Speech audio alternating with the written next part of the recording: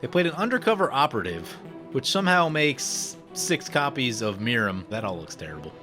Today on Commander Replay, we check out this Tivash Demons deck and find out if we can withstand the onslaught from 6 Miiryms. Next on Commander Replay. Hey guys, there's 2 great ways to support the channel. All links are in the description below. Welcome back, everyone. Playing some Tivash Gloom Summoner today, and today's deck list comes to us from Patreon supporter Mango. This one looks pretty interesting. It is a demon-centric deck. Tivash has only hopped onto my radar here in the past 5 minutes or so, but it's a 5-mana 4/4 with lifelink. At the beginning of your end step, if you gained life this turn, you may pay X life, where X is the amount of life you gained. If you do, create an XX black demon creature token with flying. So basically you're going to gain life and then you're going to spend that life to make demons. Seems kind of cool. I'm interested. I went ahead and kept a hand that looks like this. It's a little slow, but Nykthos is nice once we get going. That is mana ramp right there, so I kind of kept this on the strength of Nykthos. There's another swamp, maybe not what we were looking for. We'll go ahead, play the swamp, play a Death Greeter, and we'll pass like that. Here's a peek at their deck list. It's got some demons in it. It's got some hints of demon tribal. From what I can see, it doesn't look like... Well, I see a lot of demons in the deck, but I don't see a lot of the standard tribal payoffs. So that's sort of an interesting choice. Not really sure what that's about. So, like, if it were my deck and you're playing a lot of demons that have, like, Kindred Dominance up here, I don't know that Vanquisher's Banner makes a ton of sense. What are the other... Tribal Matters cards in mono black? That's actually a really good question. Oh, Haunting Voyage is a good one. Is that in here? If it were my deck, I might push a little further into that direction, but Mango usually has a pretty good sense on what they're doing, so there is probably a reason for said decisions. Ozolith, the Shattered Spire. Haven't seen that one. It does bring it back to our turn. We'll just go ahead and play the Nykthos right here. I guess we can do some poking. Halana and Alena. Oh man, so much green. 3 green decks? This is going to be terrible. I don't like this at all. We'll poke Demon real quick, and then we'll give this thing a read. So Ozolith the Shattered Spire is 2 mana. If 1 or more counters would be put on an artifact or creature you control, put that many +1. Pay 2, tap it, put a +1/+1 counter on target artifact or creature you control, only as a sorcery, and it has cycling. Maybe not as busted as the original Ozolith, but still a cool card for +1/+1 counter decks. Opponent sacrifices their Tribe Elder, we're going to gain a life. Yes, please. Start taking a look at what our opponents are playing today. First up is Annihilator 7 piling Titania's Nature's Force. I haven't seen this one, but I'm sure I'm not going to be thrilled about it. It's a 6-mana 6/6 that says, you may play forests from your graveyard. Whenever a forest enters the battlefield under your control, create a 5/3 green elemental creature token. Whenever an elemental dies, you may mill 3 cards. Oh, that's interesting. Lands decks are never a good time. Lands are probably the single strongest archetype across all commanders and whatever variations of it exist. Like, just lands decks are in general too strong. I would not expect this one to be any different. It's maybe a little bit more work. It reminds me of Red-Green Omnath. It seems like maybe a little bit more work than Red-Green Omnath, but still gives me some real bad flashbacks of facing Omnath decks. That is a Bow of Nylea. Damnation could be useful at some point. It is not at this moment, though. Go ahead, play that Swamp. Nothing to really do on turn 3 here. Luckily, opponent's not having crazy starts. Maybe a little bit of ramp from Mobius over here, but not too bad yet. Yeah, we got nothing on 3. Pass like that. That may be a reason that we should have mulliganed, who knows. Oh, that's awkward. Guildless Commons, picking up a land, drops a tapped Myriad Landscape. No colors in play. It's also kind of awkward. I guess they can crack that next turn, but I guess if the game's not developing super quickly, they'll probably be all right, but that is a awkward start. I don't want to say it's slow, but it's awkward. Solemn Simulacrum coming in, and that's Professor Mobius in the middle, piloting Miirym Sentinel Worm. Oh, I've seen this one once or twice. It is a 6-mana 6/6 with flying and ward 2. Whenever another dragon enters the battlefield under your control, create a token that's a copy of it, except it isn't legendary. Yeah. This is the type of thing that can beat you in a hurry. Dragons. So I've talked about this a bunch over the years, but it's balanced out a little more now. But going back a few years, if you're all playing creature-based decks, and one of you is playing dragons, your creatures are just inherently better than everyone else's creatures, because most of them involve, like, blowing away all of your opponent's stuff. So, you know, there's a lot of direct damage, Balefire Dragon, Dracuseth, and there's a bunch of other ones that have kind of been outdated by those two. But yeah, a good dragons deck makes it hard to keep your own stuff on the battlefield. Then in C17, we got the dragon combos with Scourge of Valkus, and I guess it had been around, but Dragon Tempest and Udvara Hellkite are insane. So all of that stuff kind of happened. Anyway, mix all the power of dragons with a very good Teamer commander. Teamer is a very strong set of colors in Commander. I think its biggest problem is that there hasn't, for a long period of Commander's history, there wasn't a ton of really exciting options in Teamer for commanders. But now that they print so much product, there's got to be a Teamer commander for you out there somewhere if you want it, right? So we'll go ahead, play the Whip of Erebos right here. Those two have some blockers up, so we'll just poke Annihilator. So yeah, anyway, the point that I'm trying to get to is dragons are really strong. Teamer is really strong. Not looking forward to what this deck's going to do later in the game, is my basic point. Opponent cracks their Myriad Landscape, so yeah, they're going to get some forests in right here. Do they have a land drop also? Yeah, there they go. So they're getting lands into the graveyard, which is probably a thing that they want. Definitely on the wide open plan for the first 4 turns here, though, and that's good news for us. Next turn, we can just lay down our commander, poke for 1, and get a 1/1. Why not? I'm into it. May not be game breaking, but that 1/1, it can block, right? It's a good blocker, especially if there's dragons running around. You don't want to take 6 in the air every time. I do feel like this deck is gonna spiral. That's a strip mine. That's kind of scary. Yeah, I do feel like I've seen it once or twice, and it feels like a spiral deck. What does this one do? At the beginning of each opponent's end step, that player chooses up to 2 creatures they control and sacrifices the rest. Not awful. Question's gonna be, how long can we hold the damnation? Ideally, we'd like to blow away as many dragons as possible. Maybe catch them with no cards in hand would be the most ideal. But in reality, what's probably going to happen is they're going to play a dragon next turn, get 2 copies of it, and we're all going to be like, oh crap, things are terrible already. That's how I'm expecting it to go. D-Man's got all the counter stuff. They got a Hardened Scales now. They activate this thing. There's an Infernal Grasp. Yeah, we should probably just use that, right? Like, I think this is... Oh, we got a Ward too? I think we're going to buy ourselves a lot of time if we shoot this thing. Although, or do we just see how bad it gets? Yeah, maybe we'll see how bad it gets for a turn. Because if someone else wants to shoot it, I'm also totally cool with that. There is something to say about, like, us not being the threat also. D-Manny might be more incentivized to attack over there with all of his big stuff. We get our commander in. That's Tivash coming in, and we're going to poke Annihilator once again with the lifelinks. Next turn, we're mana positive on Nykthos if nothing dies. That's good news. Haven't decided what I'm going to do with that Bojuka Bog yet. It's probably really good against the lands deck. They start milling. Seems like a place we want to be. We gain 1 life this turn. We shall pay 1 life and make a Flying Demon, which is a very nice blocker against this dragon. Our final opponent, by the way, is D-Manny, piloting their Halana and Alena's partner deck. As a +1/+1 counter deck. Things get really big in this deck. You gotta be careful because if he hits any of the power-based card draw, he draws so many cards. And he also usually just has the biggest creatures in play, so then, they can kill you quickly. And we have more of a value kind of thing going on with this commander. Yeah, it'll spit out some demons, but based on what I know of this deck and based on what I know of this deck, I think we are going to be slightly weaker than these two, so hopefully dragons and Halana and Alena want to tangle with each other for a little while. That is Titania coming into play. Yep, would say lands from the graveyard. We play forests from the graveyard. There's only 1 forest in the graveyard. They have a Bonder's Enclave. We could go for a Bonder's Enclave. We could use a little bit of card draw. Let's see how bad this dragon deck's going to get. What do they have? They have a Goldspan dragon. Oh, that's Value City. That's what that is. Yeah, make a copy of it. I mean, maybe the Archfiend? Problem is, if I'm trying to think about, like, until we find some card draw, kind of, I guess, this is reasonable value for stuff. I'm worried about, like, if our stuff gets blown up, if D-Manny plays the board wipe, I'm trying to have, like, something left in the tank here. But yeah, so here's the thing with this commander is, like, now they have a lot of power and, like, a lot of value, and they only played 1 additional card, so they still have 5 cards in hand. That's sort of the concern. Opponent's going to send a 4/4 our way. It's not commander, so I'll probably just take it. We're going to make 2 treasures that both make double, though, so they can probably follow up with another dragon here. And if they do that, you almost have to wonder, are we playing the board wipe? Oh, D-Manny's thing has reach. Yeah, that's an easy one to forget. They're going to lose a Goldspan. That's good. First strike and reach. At the beginning of combat on your turn, put X +1/+1 counters on target creature you control, where X is its power. It gains haste. Yeah, there's a lot of keywordy stuff happening there. First strike and reach is pretty nasty. That's a really good blocker, actually. That's 1 life off the Death Greeter. Yes, please. Is this every turn or just ours?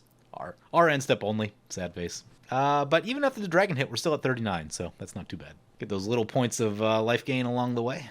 Yeah, they're just going to keep pumping this thing up. Hit it with the bow. Oh, God, that's like 3 counters.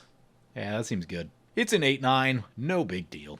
See what D-Manny's thinking. That's a Wheel of Misfortune. Oh, I like the cards in our hand, but we also need more cards. Like, we don't have the value. Like, we have 2 pieces of removal. I think this hand's too good. I'm thinking about just, like, what any hand we draw after this I think just looks worse. Because we've mostly really only kind of played lands up to this point. So, you know, all of our big stuff's kind of left in hand. And you're just more likely to draw, like, small value-y bits, lands, things that aren't as impactful. So, yeah, we want to hang on to this, especially the 2 removal spells. We're going to need them at some point. How many times have you ever made it through a game where you're like, I had more removal than I needed? Of all the many decks I've played, I feel like the only deck that's really done that is maybe some of the decks that Nate sent in. There was 1 or 2 of those that had like way too much removals, like 20 removal spells. If opponents aren't like doing things that are absurdly strong, you're just like, man, this stuff's not even worth shooting. There was one where I had like, I can't remember, it was like an Anguish to Making or something, some piece of spot removal, literally in my hand all game. Yeah, I'm going to hold that Bajuka Bog. I'm probably going to need it in a few turns. Get the Worm Coil? Yeah, I'm probably right. Man, there's nowhere to send this thing. That's disappointing. We could shoot the... It's a lot of mana to shoot that dragon. Maybe we just go for the Worm Coil engine just because if a board wipe goes off, we're not left with nothing. No reach on that. Worm Coil's also a nice blocker. Probably keeps Halana and Alena away for a little bit. We'll poke Annihilator with the 1/1. Oh, gaining 5 life doesn't seem awful. We don't have a graveyard, though. Commence the paper cuts. We hit for 1, gain 1, pay 1. We have another 1/1 flyer. Love it. Plays the Forest from Grave. That'll make a 5/3. Yep. The Great Henge is a nasty magic card. Good news is, if someone has artifact or enchantment removal, this is probably the first thing that gets hit. As long as it doesn't hit multiple things, probably keep the Whip alive and the Worm Coil. Mobius is thinking not. They're going to disallow that Great Henge. I can get down for that. That's a counterspell that's not coming at us, and the Great Henge is a insanely powerful magic card. It's a type of card that when you look at it, you're like, really? They printed that? Staff of Titania coming in, flavor win. Equipped creature gets +X/+X, where X is the number of forests you control. Whenever equipped creature attacks, create a 1/1 green forest land creature token. That's interesting. It can get really big, that's for sure. Maybe a little overcosted for what it's doing, feels like to me. Though I guess the bar for like 2 and 3 is Swords of X and Y. In some ways, it's kind of unfortunate when you have like a cycle of cards that are just so much stronger than everything else and like a similar cost that makes it much harder to run stuff like this. And one of the things I talk about, I don't know if I talk about it in video, but I talk about it like when I'm deck building and stuff, or at least maybe I talk about it in my head. I don't know. As great as Blackblade Reforged is, and it is very good, the downside to it is kind of what I was just saying, is that Blackblade Reforged outclasses basically every other equipment that is damage only, right? Like, abilities from your equipment will obviously be good, but Blackblade is basically better than all of them, maybe other than Colossus Hammer in, like, certain decks where you can free equip it. So, like, you know, you don't see Stratascythe anymore. You don't see Sword of Kaldra outside of a Kaldra deck. You really won't see Tatsumasa. Tatsumasa is very expensive. But, you know, before Blackblade Reforged, it wasn't easy to put, like, +10 power on your commander. That wasn't, like, the easiest thing to do. There's a few things running around. There's, like, Ogre's Cleaver, which is +5. Handful of other things kind of in that vein. Used to see something, what is it, like Golem Skins or something like that? Is it damage-only equipment that is really gone the way of the dodo? I was never a fan of it even back then because, you know, if someone shoots like the good piece of equipment you have in play, then you have this thing that's like not doing all that much for you. So, but it is actually interesting. If you ever do the Gatherer search, like there aren't a ton of equipment that give you like tons and tons of size. I've named most of them. Argentum Armor is one that I missed that does give you a lot. I think Cauldron Complete also gives you a pretty good amount of size. And then that one's newer. Argentum Armor's been around a little bit, but Batterskull is also like really above the curve for an equipment too, so there is a handful of them, but there aren't tons and tons. That's a Cranko. What did opponent just do? The opponent played something.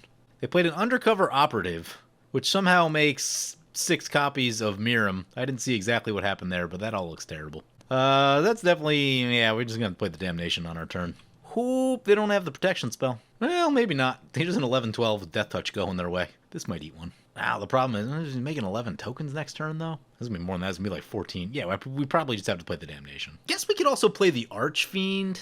Oh, yeah, no, because this thing's still giant. Blocks with the Solemn Simulacrum. Yep. We need D-Manny to tap out. If someone has a protection spell, it's going to be really bad. Another creature dies, we gain more life. I'd like to get down to, like, the big life gain, because there are a lot of threats on board. Activates the Mosswort Bridge. Guess we'll get that out of the way. Piers Whim. Yeah, it's probably going to have to be the Worm Coil. I think they only have a treasure. Let's think about this. If we don't board wipe, the dragons probably have to kill D-Manny, right? Because there's so much stuff over here. This thing's giant. There's a million of these. Maybe we don't need to board wipe. Maybe we can just, like, hang back and play it cool. There's a lot of ways that could go wrong, but... oh, they give us a land. Oh, that's nice of him. Sees us getting stuck on lands over here. Yeah, I mean, I guess it's coffers. Wow, any land on this thing? It's ridiculous. He win all friends. That's interesting. Yeah. And foe on Mobius. Yeah, so maybe they have a little blood feud going, which means we might just hang back and try to get ourselves another couple flying blockers. And, yeah, just watch them kill each other, maybe. There's a swamp. All right. We'll play the swamp, making up them land drops. I do want to play the Archfiend, but I think the Archfiend gets us attacked. Yeah, I think we just keep poking over here, because that's where all the freebies are. We'll send one over there. I'd like to attack with the Worm Coil, but there's just, like, not a great place for it. Play the Elixir of Immortality. I guess we could crack it? Yeah, I don't know. Don't know about that. Maybe we just wait. We gain 1 life. Pay 1 life. Make a demon. D-Manny said he was feeling friendly. Moby said, I tell you put 5 dragons into play and all of a sudden people are becoming friends with the guy that has 14 goblins. They'll probably be annoyed to find out that I had a board wipe that I chose not to play. Upon seeing this video back. Titania, Voice of Gaia. What is this one? 3 mana, Reach. Whenever 1 or more lands are put in your graveyard from anywhere, gain 2 life at the beginning of your upkeep. If there are 4 or more lands in your graveyard and you both own this one and a land named Argoth, exile them, meld them into Titania, Giant, Gaia Incarnate. Vigilance, Reach, Trample, Haste. Love the keywords. Don't know why they keep putting haste on green creatures. Power and toughness equal to the number of lands you control, so it'll be giant. Return all lands from your graveyard to the battlefield tapped. Oh, God. Yeah, there's so much stuff in there. It's a lot of abilities.